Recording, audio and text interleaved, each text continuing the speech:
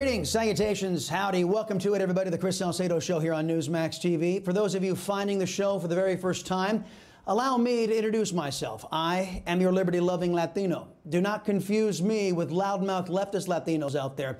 I actually love my country, the United States of America.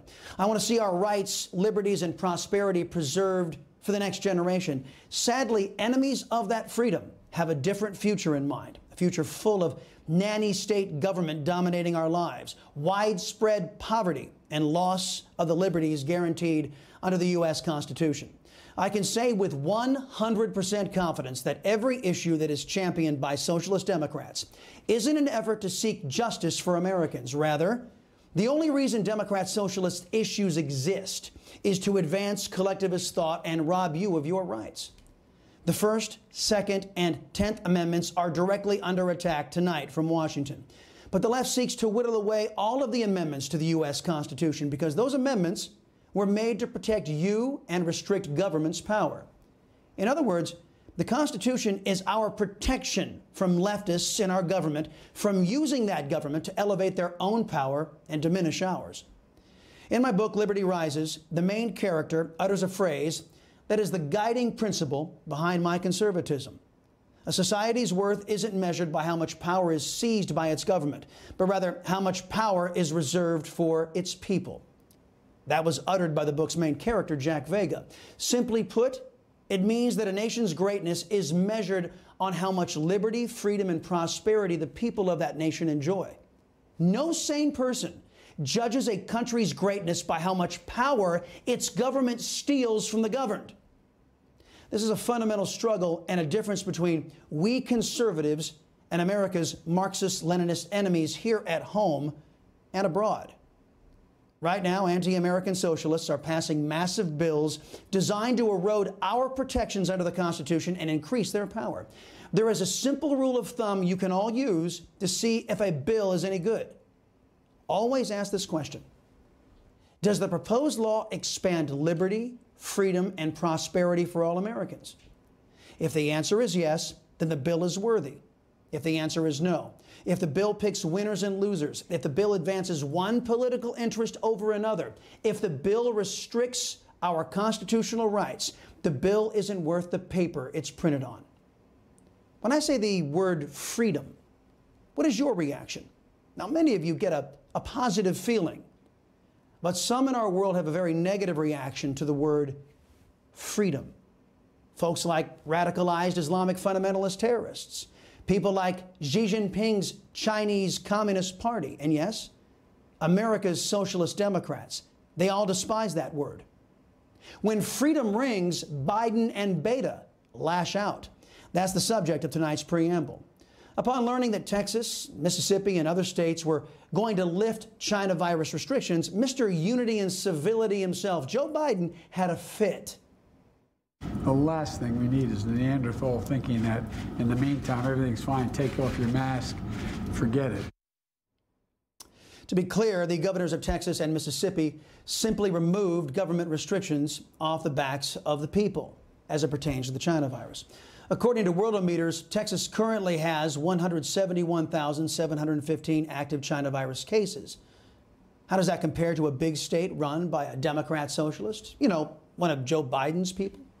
State of California, with their mandates, shutdowns, and draconian restrictions, has 10 times more China virus patients at 1,660,000. Now, which approach and results do you like better? The Texas freedom approach or California's tyranny? By the way, California leads the United States on total cases and deaths. Is it Neanderthal? Is it a Neanderthal policy to promote freedom? Biden thinks so.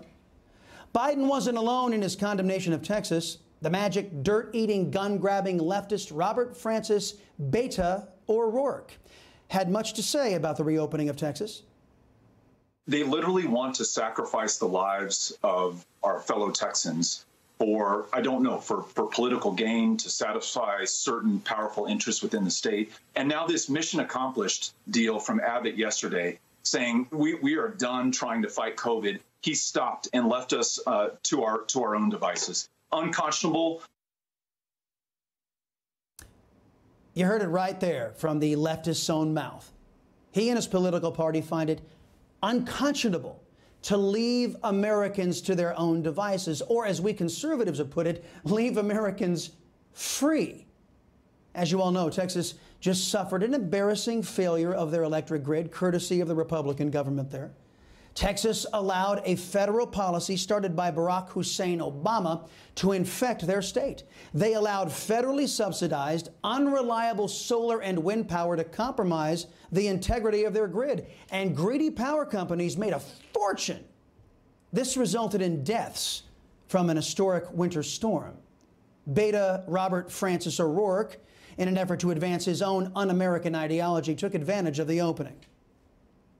I think it appeared to many of us to be a cult of personality, the Republican Party, in the era of Trump. And that probably still holds true.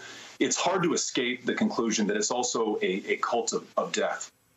You have extraordinarily anti-democratic elements. You have anti-government elements literally running the government of the state of Texas. And it almost, I use the phrase failed state, because I think when you can't guarantee the electricity, the heat, the running water, the public welfare and safety, you are about there by any classic definition. You have folks who are literally upending civilization as we know it and completely indifferent to the suffering it caused. The man who is the poster child for the abortion party has the gall, the temerity to call Trump supporters a cult of death. According to the best data available, roughly 100 Texans lost their lives due to the Texas power grid screw-up. Also, according to the best data available, the Democrats support an abortion-on-demand policy that leads to 125,000 babies being slaughtered in the womb every month in the United States. It would take 1,250 historic winter storms in Texas to equal 1 month of slaughter supported by socialist Democrats and their sadistic abortion-on-demand cheerleading. But Beta O'Rourke doesn't care about any of that. He simply wants to use any opening he can to advance his destructive left-wing policies. When Americans attain freedom, it earns swift condemnation from the likes of Beta and Biden. There's a reason for that.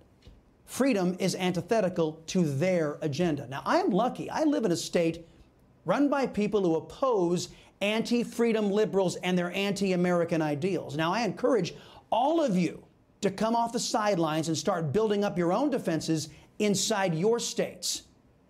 The most powerful word in the English language that any one of us can utter to a nut job left-winger is the word no.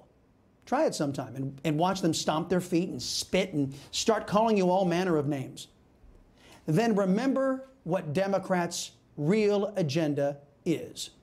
They're trying to make sure through unconstitutional laws and policies that you will never again be able to tell them no. I'm pleading with all of you. Don't let that happen.